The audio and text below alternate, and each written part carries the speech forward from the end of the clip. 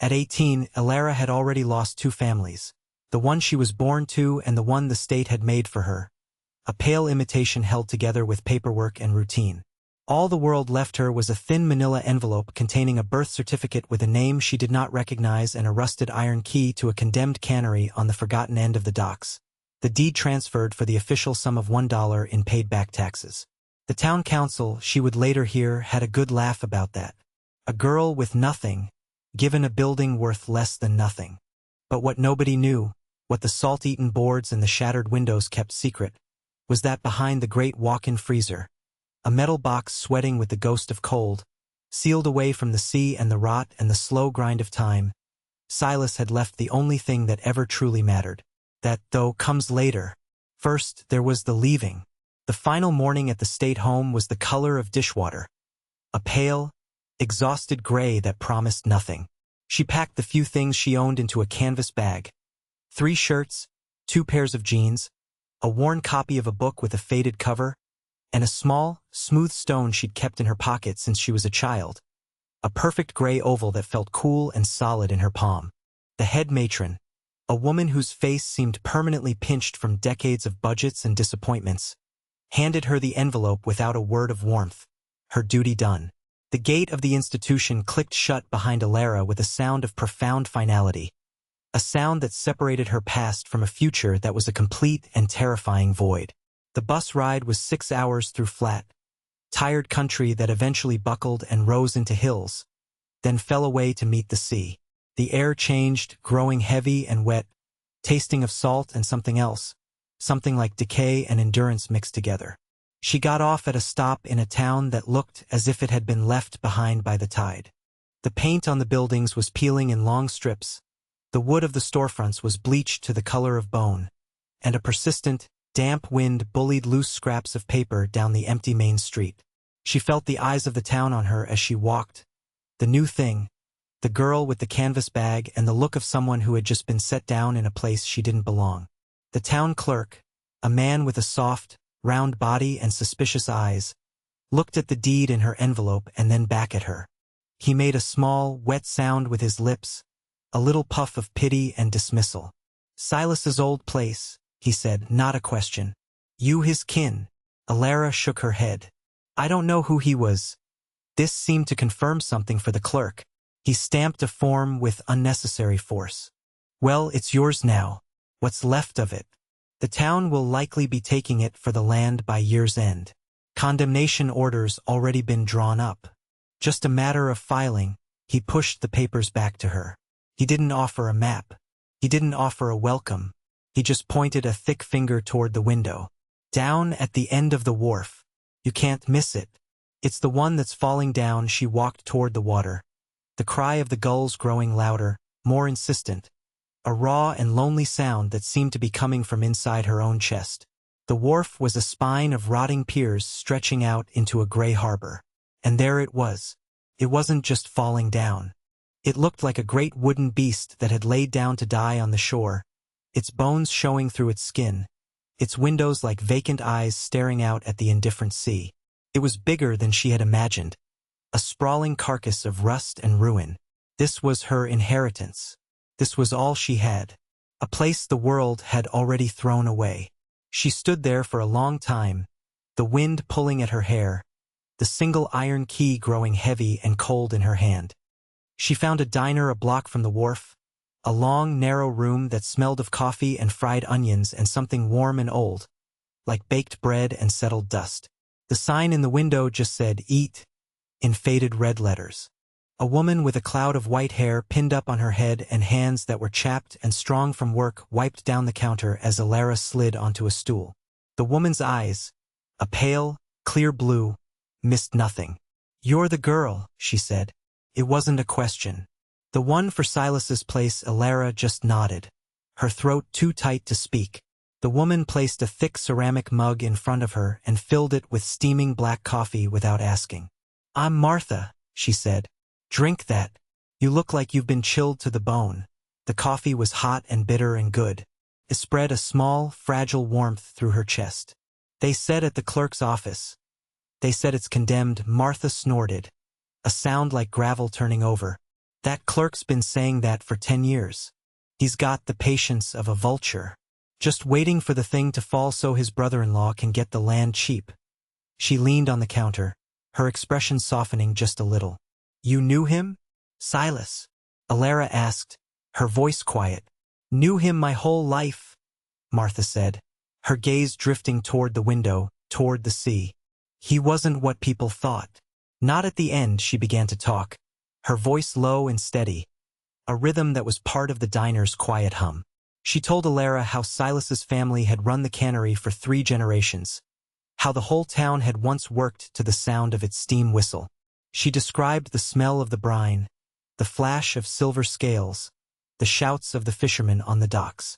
Silas, she said, had hands that could fix any engine and a mind that understood the tides better than the moon did. But the world changed.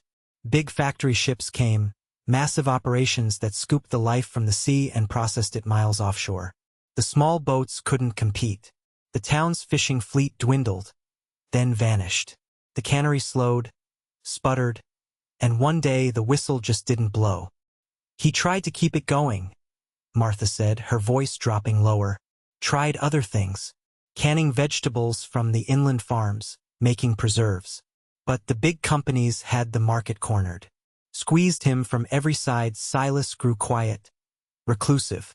The town saw him as a failure, a stubborn old man clinging to a corpse. He let the building go, the paint peel, the windows break. He became a ghost haunting his own failure. But he wasn't just sitting there, Martha said, her eyes coming back to Alara, sharp and focused now. He was working, always working, just not on what people thought. She paused, wiping a clean spot on the counter that was already clean. He used to say, a debt isn't always money. Some debts you pay with what you grow, with what you save. She fell silent then, as if she'd said too much. She just refilled Alara's mug and served her a bowl of thick stew that she didn't ask for and didn't charge her for. Alara ate, the warmth spreading through her, a fragile shield against the cold that was waiting for her down at the wharf. She learned more in that hour at Martha's counter than she had in years at the state home. She learned that a place is not just a building, but a story. And she learned that the man who had left her his failure might have been something else entirely. The story the town told about him was simple. The one Martha hinted at was not. As she left, a sleek black car pulled up in front of the diner. A man in a suit too expensive for this town stepped out. He had a polished smile and eyes that were constantly calculating. He saw Alara, saw the key she was holding, and his smile widened. He was heading straight for her. The man's name was Caldwell. He introduced himself with a handshake that was both firm and dismissive, his hand dry and cool. His suit was dark gray, perfectly pressed, and it seemed to absorb the light around him. He smelled of clean, expensive soap and ambition. I heard you'd arrived, he said, his voice smooth and reasonable. I'm with a development firm. We've been interested in that parcel of land for some time. He gestured vaguely toward the docks, as if the cannery itself were too unpleasant to name directly. He looked at Alara, at her worn canvas bag and her thin jacket, and his smile became tinged with something like pity. It was a weapon. Frankly, he continued, lowering his voice into a confidential tone, that building is a liability. It's a miracle it hasn't collapsed. The town is going to tear it down, and when they do, they'll put a lien on the property for the cost of demolition. You'll end up with nothing. Worse than nothing. You'll end up with a bill. He let that sink in. He was a man accustomed to painting pictures of ruin for people, then offering them a small, tidy door out. I'm prepared to make you an offer. A charitable one, really, given the circumstances. $5,000. Cash. It would be a way for you to get a fresh start somewhere else. Away from all this, he waved a hand again, encompassing the faded town, the gray sea, the dying cannery. He was offering her an escape from her own inheritance. He saw a girl from an orphanage, alone and broke. He saw an easy transaction. He did not see the cool, smooth stone in her pocket. He did not see the stubborn set of her jaw, a thing she'd learned from years of having to hold on to what was hers when no one else would. "I'd like to see it first," she said. The words were quiet, but they were not uncertain. Caldwell's smile flickered for a fraction of a second. It was not the answer he expected. "Of course," he said, recovering smoothly. "But there's not much to see. Just rot and rust. Be careful in there. Wouldn't want you to get hurt." The threat was wrapped in politeness. A silken cord. He handed her a business card. The paper was thick and creamy. "The offer stands. For a few days. Don't take too long to decide." He got back into his car, and the engine purred to life, a sound alien to this place of sputtering boat motors and rattling pickups. The car pulled away, leaving only the scent of its exhaust and the weight of its owner's condescension hanging in the air. Alara walked down to the Cannery, the business card feeling flimsy and false in her hand compared to the solid, honest weight of the iron key. The front doors were chained and padlocked, but the deed had specified a side entrance, a small, low door near the back, half hidden by overgrown seagrass. The key was stiff in the lock. It hadn't been turned in years. She put her shoulder into it, using her whole body, and with a groan of protesting metal, the lock turned. The door swung inward into darkness. A wave of air washed over her, thick and heavy, a smell she had never encountered before but understood in her bones. It was the smell of cold, damp concrete, of brine soaked deep into wood, of rust, of engine oil, and beneath it all the faint, ghostly scent of fish, a memory trapped in the walls. She stepped inside, and the door swung shut behind her, plunging her into a vast, echoing twilight. Her inheritance. She was finally home. The inside of the Cannery was a cathedral of decay. Light struggled through the grime on the high, arching windows, sending down dusty, golden shafts that illuminated floating motes of dust and rust. The air was still and cold, heavy with the silence of a place where loud work had once been done. A great cavernous room stretched out before her, filled with the skeletons of machinery. Conveyor belts snaked through the space like dried-out rivers, their rubber cracked and split. Vats big enough to hold a car stood silent, their stainless steel surfaces clouded with a film of grime. Everything was coated in a fine red powder of rust that seemed to puff into the air with every step she took. It was the color of dried blood. It was the color of giving up. She ran her hand along a railing, and a flake of rust and paint came away on her fingertips. It was a place of endings. She walked deeper into the building, her footsteps echoing in the immense space. She passed what must have been the main processing floor, then a series of smaller rooms. A locker room with metal doors hanging open like mouths, a small office with a desk buried under a drift of yellowed papers and collapsed plaster from the ceiling. A calendar on the wall was turned to a month 15 years ago. This was where time had stopped. In the far back corner of the main floor, hulking in the shadows, was the walk-in freezer. It was enormous, a riveted metal box that rose almost to the ceiling, its door thick and heavy, like a bank vault's.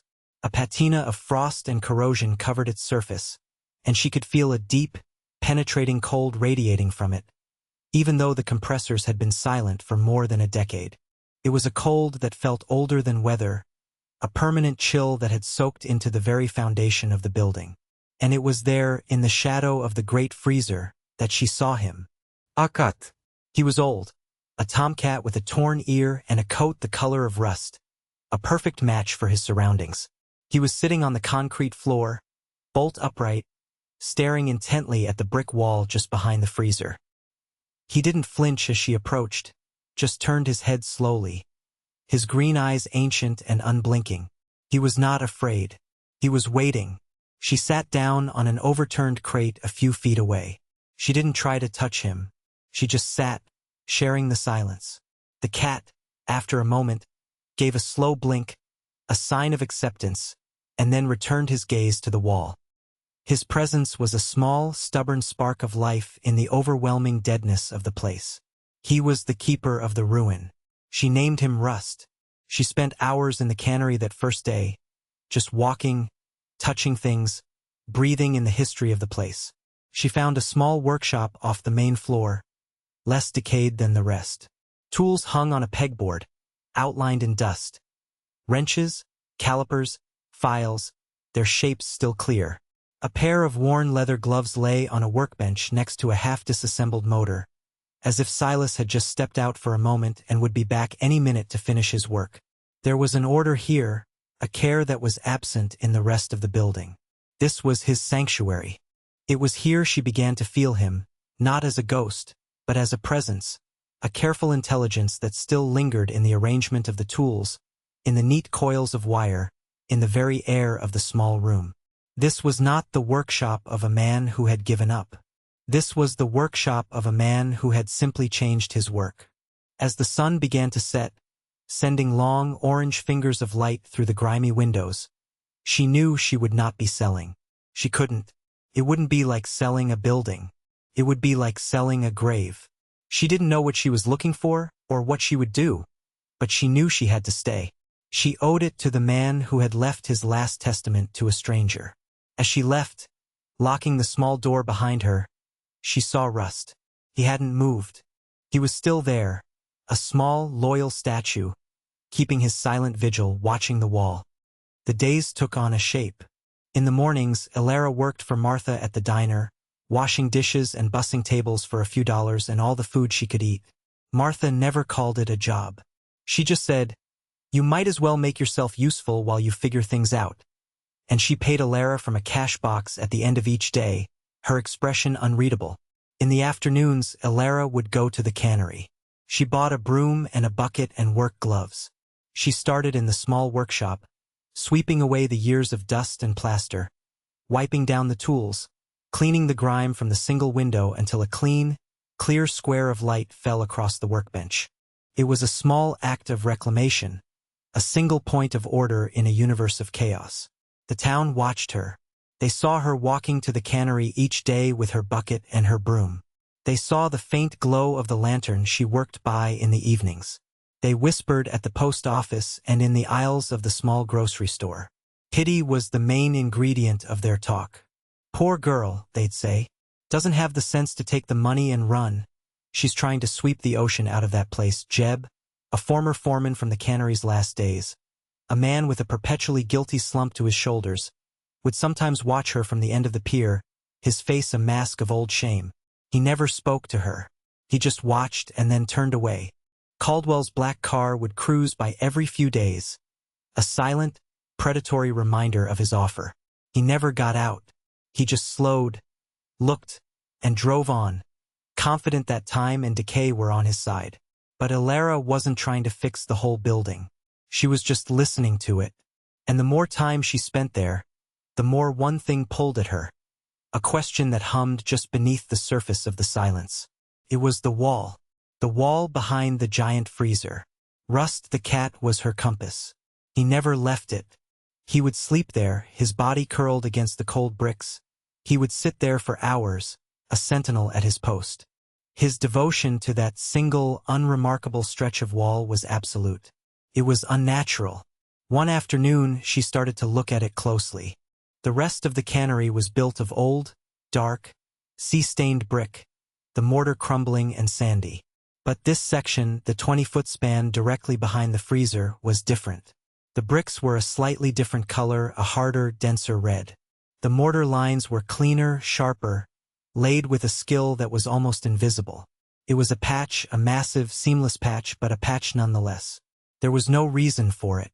It wasn't an external wall. It led to nowhere, just the solid earth of the hillside the cannery was built against.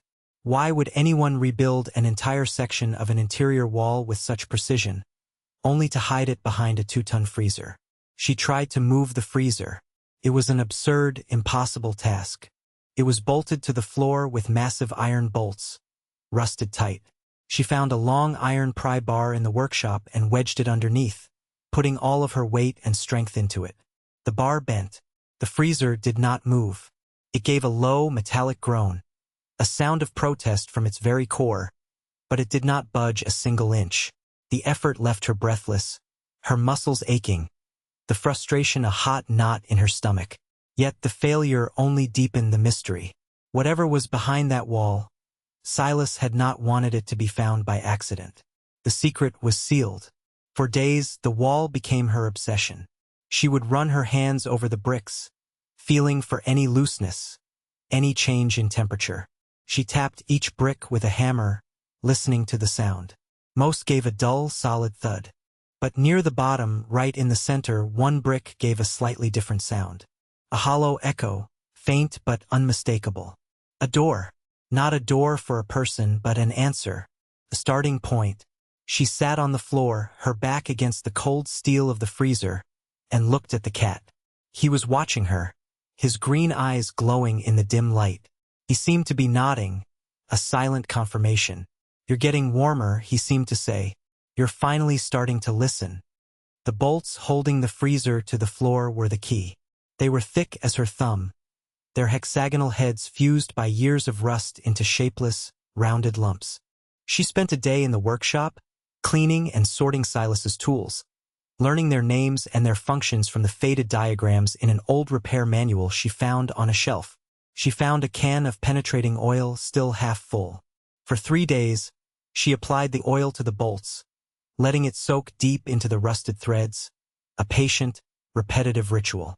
She would go to the cannery, tend to the bolts, and then sit with Rust, the two of them keeping their vigil in the growing quiet of the afternoon.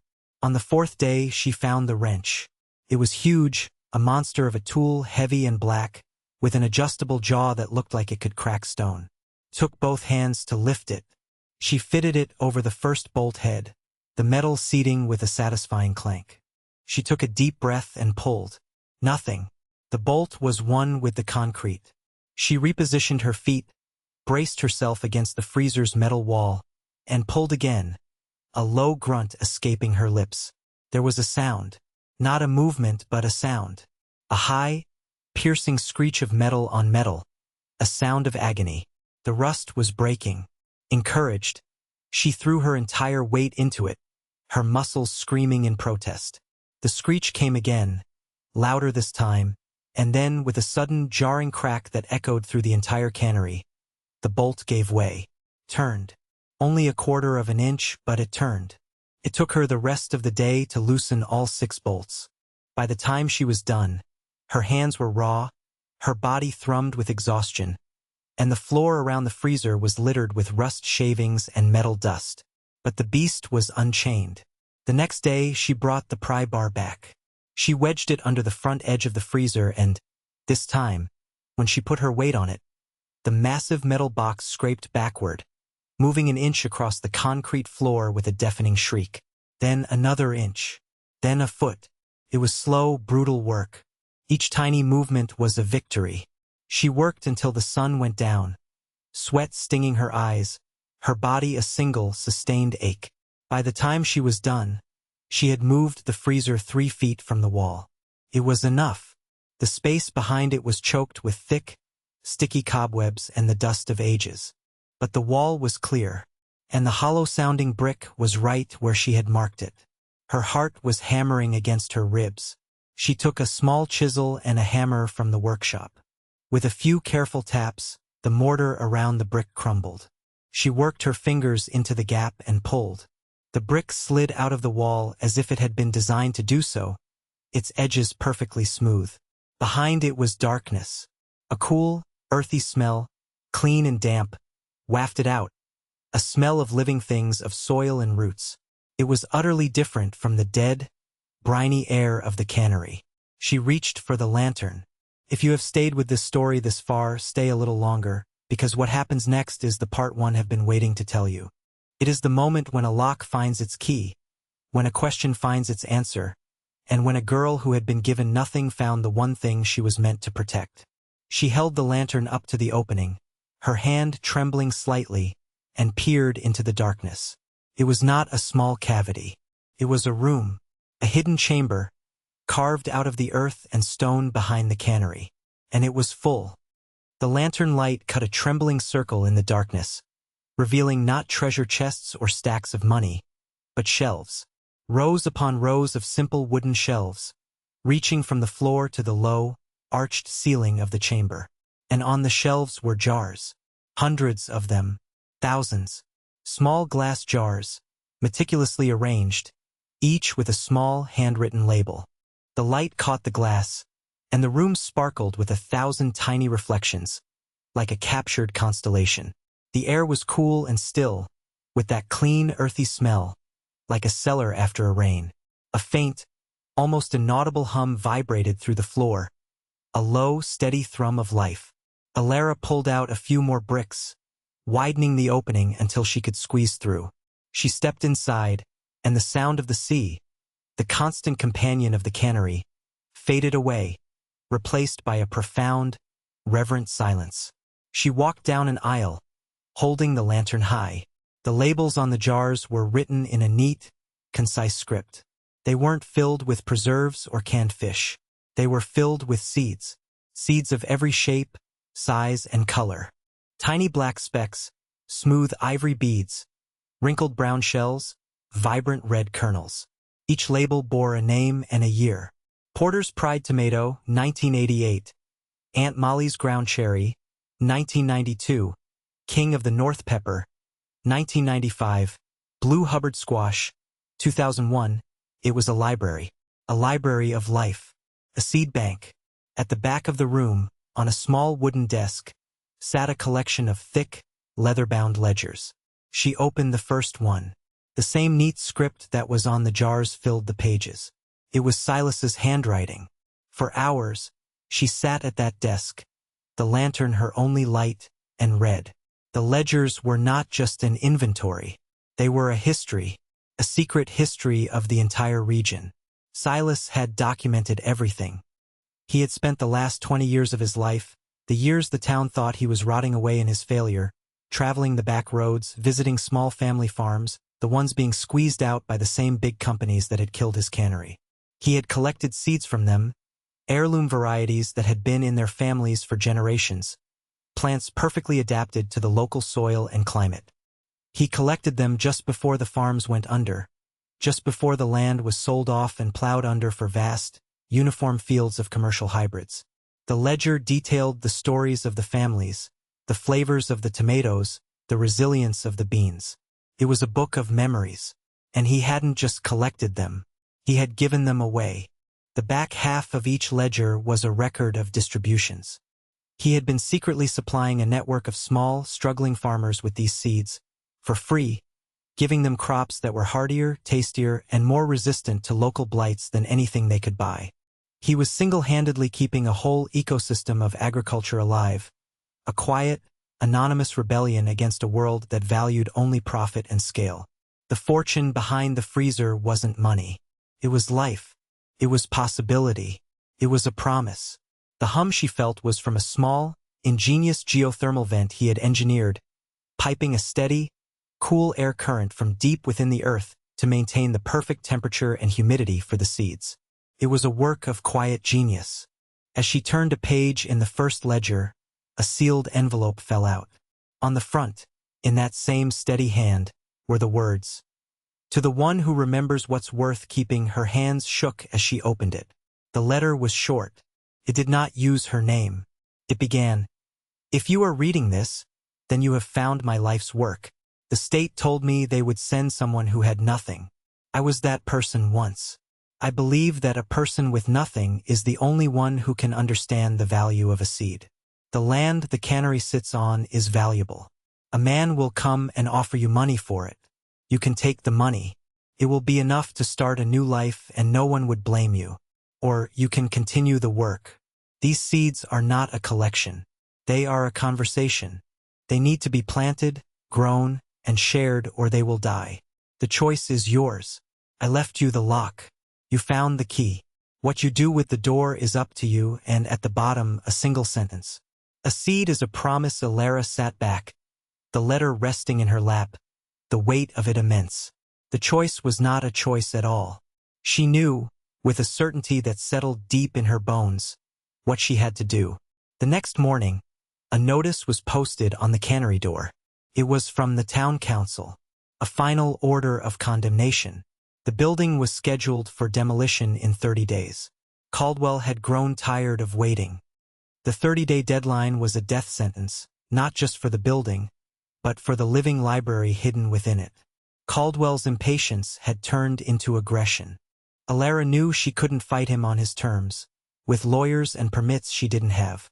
The ledgers were her only weapon.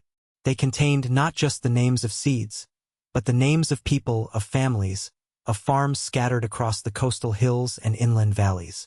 She had a list.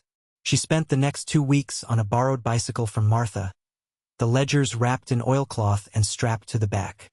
She pedaled down forgotten country roads, past fields of uniform, pale green crops that stretched to the horizon, the signature of large-scale agribusiness. She was looking for the smaller, messier places, the farms tucked away in hollows and on hillsides that the modern world had overlooked. At the first farm, a woman with a face as weathered as an old barn door met her with suspicion. Alara tried to explain, her words tumbling out, about Silas, the cannery, the seeds. The woman just shook her head.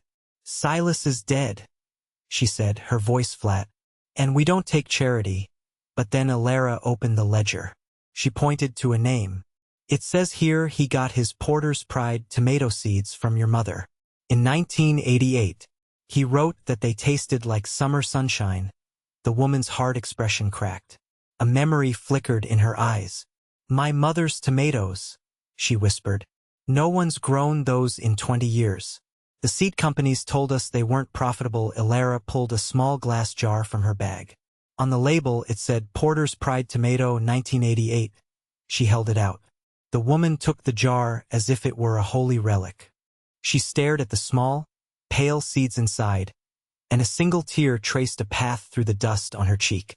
"He saved them," she said, her voice thick with wonder. "That stubborn old fool, he saved them." It was the same at every farm she visited. There was initial disbelief, then suspicion, and then, when she showed them the ledgers, when she produced the very seeds their grandmothers had planted, a slow, dawning wave of recognition and gratitude. These were not just seeds. They were their stories, their heritage, returned to them in small glass jars. They were people who had been told for years that their way of life was obsolete, that the things they valued were worthless. Silas had told them otherwise, in secret, and now this quiet girl was bringing the proof. They were not alone. She began to gather them. An old man who grew a purple pod bean his great-grandfather had brought from the old country. A young couple struggling to keep their small orchard of antique apple trees from being bulldozed for a housing development. A family whose sweet corn was so legendary people used to drive 50 miles to buy it, until a blight only the commercial hybrids were resistant to had wiped them out. Silas had saved a handful of their seed corn. One by one they saw what was at stake. It wasn't just a building. It was their past and their future. On the evening before the town council meeting, a dozen farmers gathered in the main room of the cannery, their faces illuminated by a string of work lights Alara had rigged up. They brought with them baskets and crates filled with the results of Silas's secret work. There were tomatoes of every color, red, yellow, purple, striped, twisted, beautiful carrots, peppers that glowed like jewels. The dead cannery was filled with the vibrant colors and smells of life. They were ready. Martha closed the diner early and came down, carrying a huge pot of chowder and a stack of bowls. Jeb, the former foreman, appeared at the door, his shoulders slumped even lower than usual, his face pale. He looked at the farmers, at the produce, at Alara. "I need to say something," he said, his voice raspy with shame. The town council meeting was held in a small, stuffy room with wood-paneled walls and fluorescent lights that hummed and flickered. The air smelled of stale coffee and bureaucratic indifference. Caldwell was there, sitting in the front row, looking confident and relaxed. He chatted with the council members like they were old friends, which most of them were.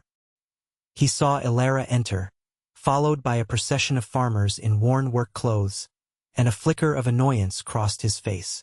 He saw it as a desperate, pathetic gesture. The meeting began. The condemnation of the cannery was the first item on the agenda. The council chairman, the same man who had been the dismissive town clerk, read the order in a flat monotone, citing safety violations, public nuisance, and vagrancy. He looked at Alara over the top of his glasses. "The council votes to approve the demolition order. Is there any reason we should not proceed?" Alara stood up. Her voice, when she spoke, was not loud, but it was clear, and it carried through the silent room. "Yes," she said. She did not talk about property rights or legal statutes. She talked about Silas. She told them the story she had found in the ledgers.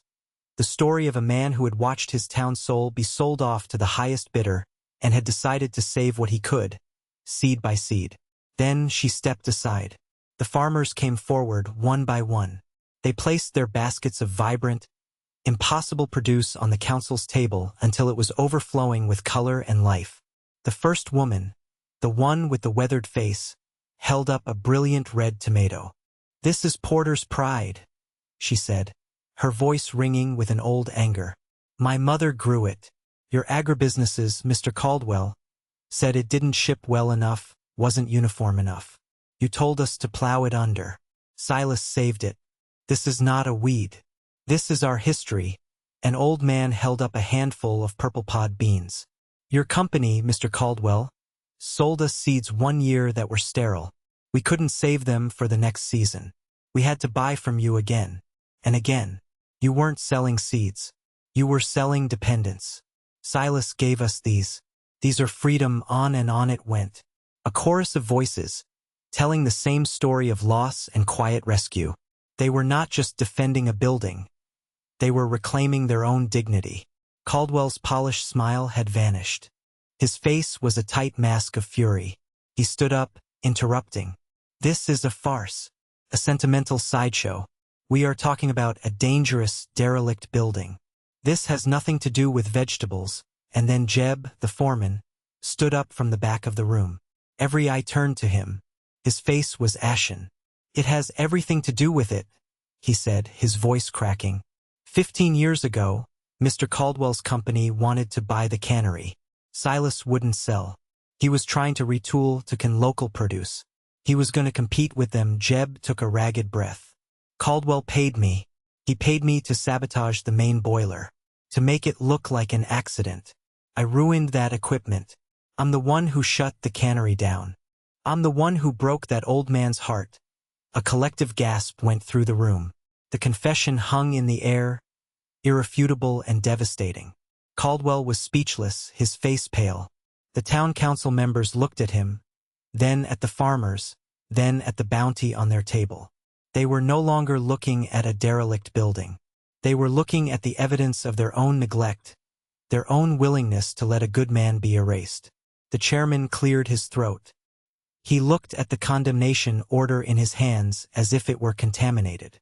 Without a word, he tore it in half. The room was silent for a moment, and then it erupted in applause. Elara looked at the faces of the farmers, proud and vindicated. She looked at Jeb, weeping silently in the back. She looked at the torn paper on the floor. It was over. The cannery was safe. The aftermath of the meeting was quiet but decisive. Caldwell left town that night, his black car disappearing down the coastal highway without a backward glance. His development plans and his reputation were in ruins. The town, awakened from a long slumber of indifference, began to stir.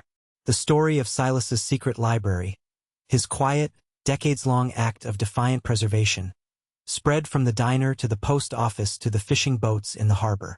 It became a local legend overnight. Shame was a powerful motivator.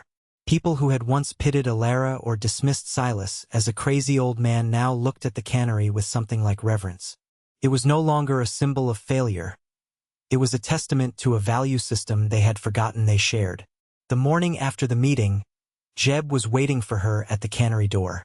His eyes were red, but his shoulders were, for the first time, straight. "I can't fix what I broke," he said, his voice low. "Not for Silas. But I can work. I know every pipe, every wire, every machine in this place. Let me help you make it right. I don't want pay." Elara just nodded. A debt isn't always money. Some debts you pay with what you do next. He was the first. Martha was the second. She started a cannery fund jar on the diner counter. By the end of the week, it was overflowing with crumpled bills and loose change. It wasn't much money, but it was a start. Then others began to arrive. An old electrician came by and spent a day rewiring the workshop, getting the lights to work safely. A retired carpenter showed up with a truck full of salvaged lumber and began reinforcing the sagging roof supports. A group of fishermen, their day's haul done, came and replaced the shattered windows, their movements sure and practiced. They worked without being asked, their labor a form of apology, a communal act of atonement. The cannery began to breathe again. The cavernous main room, once a tomb for dead machinery, was cleaned and cleared. The farmers, now part of a newly formed co-op, brought in tables and scales. They set up a small, year-round market where they could sell the produce grown from Silas's seeds directly to the townspeople, cutting out the middlemen who had strangled them for so long. The hidden chamber was opened up, a proper door installed. It became the heart of the new operation, the Silas Reed Community Seed Bank. Elara, with the help of the farmers, learned the intricate art of seed saving, the drying, the sorting, the cataloging. She spent her days in the quiet, earthy-smelling room, her hands full of future harvests. She wasn't the owner anymore. She was the custodian, the librarian of a living collection. She did not sign the papers that would have made her wealthy. She did not take the offers that came from universities and agricultural foundations who, having heard the story, wanted to buy the collection. She knew the seeds did not belong in a sterile lab. They belonged here in the soil they were born from, in the hands of the people who knew their stories. The building was not restored to its former glory. It remained a patched-together, salt-scoured place, but it was alive. It was filled with the sounds of work again, not the roar of machines, but the murmur of conversation, the laughter of children helping to sort beans, the quiet rustle of seeds being poured into envelopes. The cannery had found a new purpose, or perhaps had finally fulfilled its old one, to feed the community, not just with fish, but with hope. One cool autumn afternoon, a year after she had arrived, Elara was at the old workbench in the workshop, carefully packing seeds into small paper packets. Rust, now sleek and content, was asleep in a patch of sun on the floor. A battered pickup truck, unfamiliar to her, pulled up outside. A young couple got out, looking hesitant and worn down by worry. They approached the door and peered inside. "Excuse me," the man said. "We heard a story in town. About this place.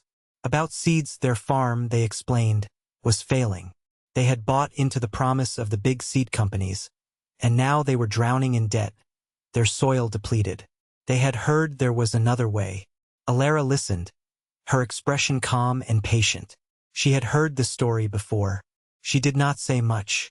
She simply wiped her hands on her apron, went into the seed bank, and came back with a small plain glass jar filled with tiny, dark seeds. She placed it in the woman's hands. The woman looked down at the jar, then up at Elara, her eyes filled with a desperate, fragile hope. "What is it?" she asked. Elara looked at the jar, then at the couple. "It's a promise," she said quietly. "A promise that something small, something overlooked, something the world has deemed worthless, can hold the whole world inside it, waiting for the right hands, the right soil, the right time to grow."